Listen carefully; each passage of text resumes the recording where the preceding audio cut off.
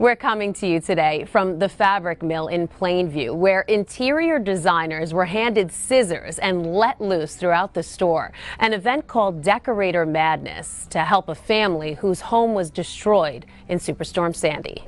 After the first high tide, we were like, wow, we probably should have left because the water really never receded from our front porch. Then we were just like, there's no way of us to get out of here with our son. Well, we didn't really want to drag him through the water. Kathy Boyle lives in Lindenhurst with her husband and 3 kids, including one with autism. When Superstorm Sandy hit, they decided to ride out the storm at home. I don't think any of us were really afraid initially, but then when we were upstairs and we had no power and it was dark and we heard people outside screaming help, and it was kind of crazy. Then fear kind of set in. The next day, they barely recognized their neighborhood.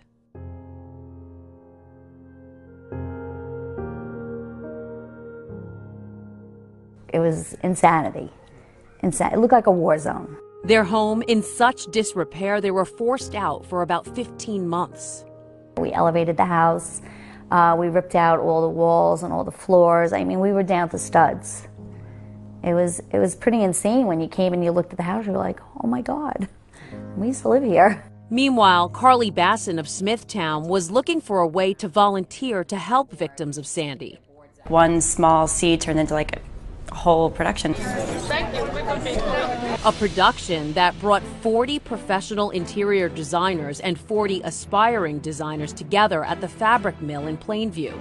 Carly called it Decorator Madness, a contest to find the best professional and amateur designer to help the Boyle family decorate their home. When everybody came, it was like a lot of decorators and everybody just running through the store, all just like cutting different things for their board and going. It was like madness. It was kind of crazy because they're just thinking the whole store is open. Carly's parents own the store. Her mom was on board right away, but her dad needed a little convincing to host the contest. He was like, so everybody's just going to be cutting the fabric? Just that's it? But my mom's like, it's going to be good. You know, we don't do anything like for the store, just for fun, so we can do it. And then he said, okay.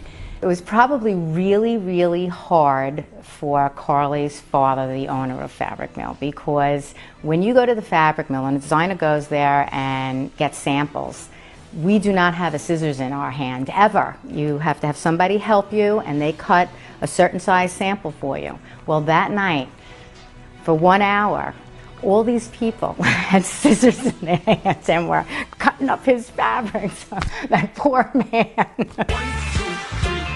Wendy Lepkoff of Wendy Interiors took part in the contest because she wanted to volunteer her time to help Sandy victims. The Baldwin Harbor resident's home escaped the wrath of Superstorm Sandy, even though every other home surrounding it was damaged. I didn't get a drop of water. I didn't get affected at all.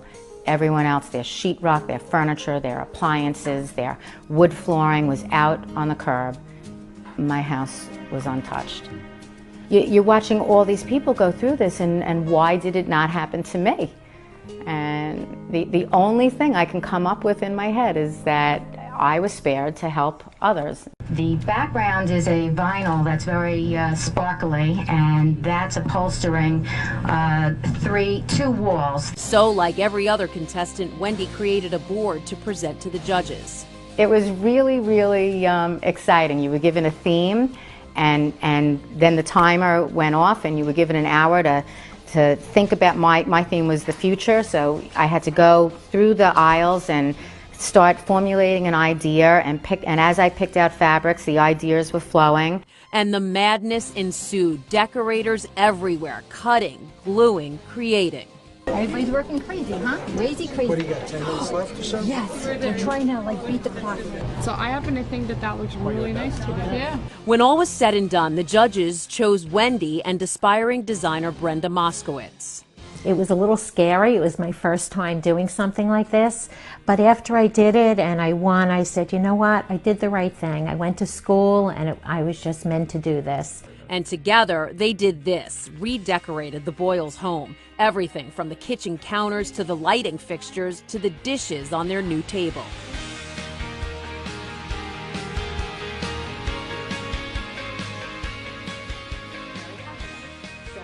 Even the dishes just bringing all the colors together. Wendy tells us what the home looked like before she got her hands on it. It wasn't put together. There was no color. The cement countertop had seams that were as wide as my finger, 5 of them around the sink, and I know it shouldn't be that way. Kathy was thrilled to have Wendy and Brenda's expertise. I thought it was kind of cool. I never had a decorator. We just always threw paint on the wall, and if it didn't clash with something, it was good. Now, when Kathy enters her home, I walk in and I'm like, wow, I feel like I'm staying in a hotel. It's like vacation. the best part, it was all donated. The Boyles didn't have to pay for anything.